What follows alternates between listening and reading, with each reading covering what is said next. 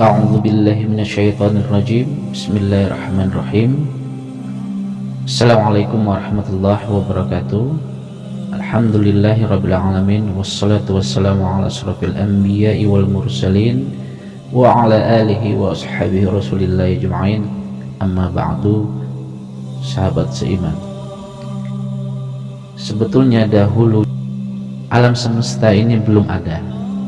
Itu waktu belum ada perhitungan tahun, bulan, minggu, dan juga hari, dikarenakan belum adanya matahari dan rembulan. Ketika itu dikisahkan cuma yang ada hanyalah zat yang wajibul wujud, ialah zat Allah, Tuhan yang maha pencipta. Oleh karena itu dia dinamakan Khalik, yang artinya pencipta. Dan alam semesta ini termasuk semua isinya dinamakan makhluk, atau yang diartikan dengan yang diciptakan. Jadi jelaslah bagi kita sekarang adanya perhitungan tahun seperti sekarang ini karena adanya peredaran matahari dan bulan. Entah sudah berapa juta tahun umur bumi ini, hanya Allah yang mengetahuinya secara pasti. Manusia cuma hanya dapat mengira-ngira saja.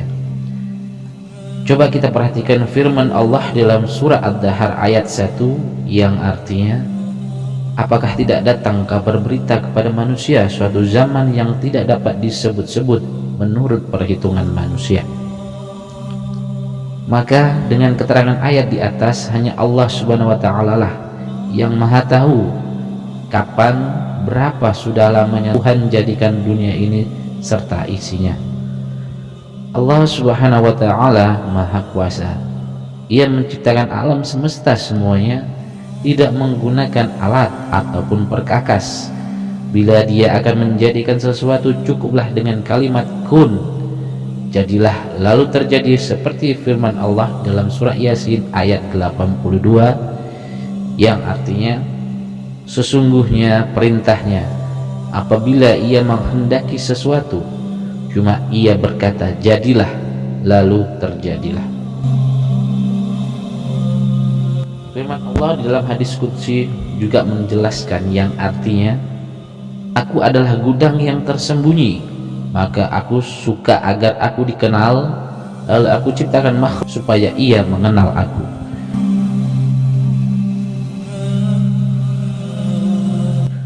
Dalam ayat lain Allah juga mengatakan dalam surat Yunus ayat 3, sesungguhnya Tuhan itu ialah yang menciptakan beberapa langit dan bumi di dalam 6 masa, kemudian dia menciptakan serta dialah yang mengatur, dan serta dialah yang menguasai seluruh apapun yang berada di arsy dan alam lainnya.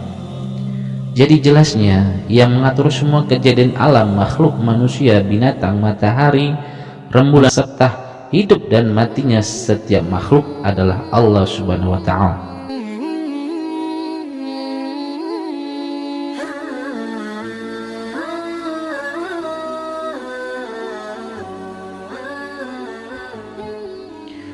Teranglah sudah bagi kita semua sekalian bahwa dulunya alam semesta ini tidaklah ada, hanya fana, kosong belaka.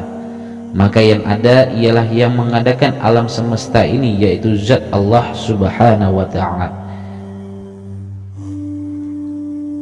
Sesungguhnya Allah subhanahu wa ta'ala ciptakan seluruh alam semesta, langit dan bumi beserta isinya, karena Allah akan menjadikan manusia di dalamnya. Sesungguhnya Allah ciptakan pertama-tama adalah yang dinamakan Ruhul A'zam dari nul ahadiyahnya. Maka Ruhul A'zam itu Allah jadikan segala ruh makhluk yang bernyawa. Apakah yang dinamakan Ruhul A'zam itu? Ialah sumber segala ruh, yaitu ruh Nabi Muhammad sallallahu alaihi wasallam, atau yang kita kenal dengan Nur Muhammad. Sesungguhnya Allah subhanahu wa ta'ala selain mempunyai sifat Ar-Rahman dan Ar-Rahim, juga mempunyai sifat Jalal dan Jamal, yang artinya maha besar dan maha indah.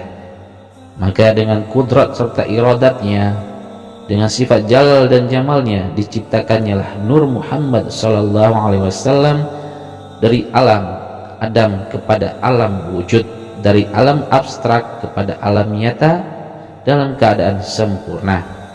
Indah bentuk dan susunan semua alam yang mawjud ini sesuai dengan firman Allah Subhanahu wa taala dalam surah Al-Baqarah ayat 6 yang artinya, apakah engkau tidak mengetahui bahwa sesungguhnya Allah itu di atas tiap-tiap sesuatu yang maha kuasa.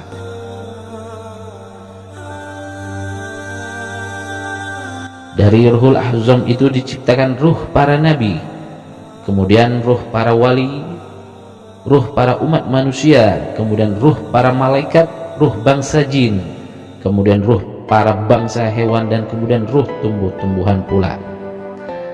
Selain itu juga Tuhan jadikan 4 unsur atau an-nasir, yaitu air, api, angin, ataupun udara dan tanah.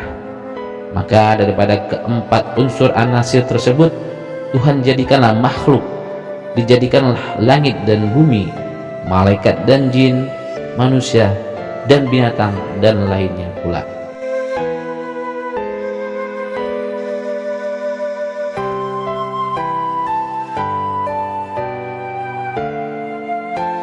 Pada riwayat lain, Allah Subhanahu wa taala jadikan suatu pohon namanya Syajaratul Yaqin atau Syajaratul Muttaqin, yaitu suatu pohon raksasa.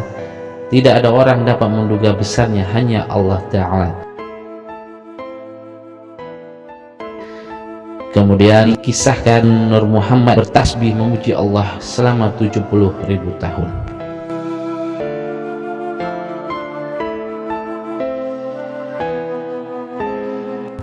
Subhana rabbika rabbil izzati amma yasifun, wassalamun alal mursalin, walhamdulillahi rabbil alamin.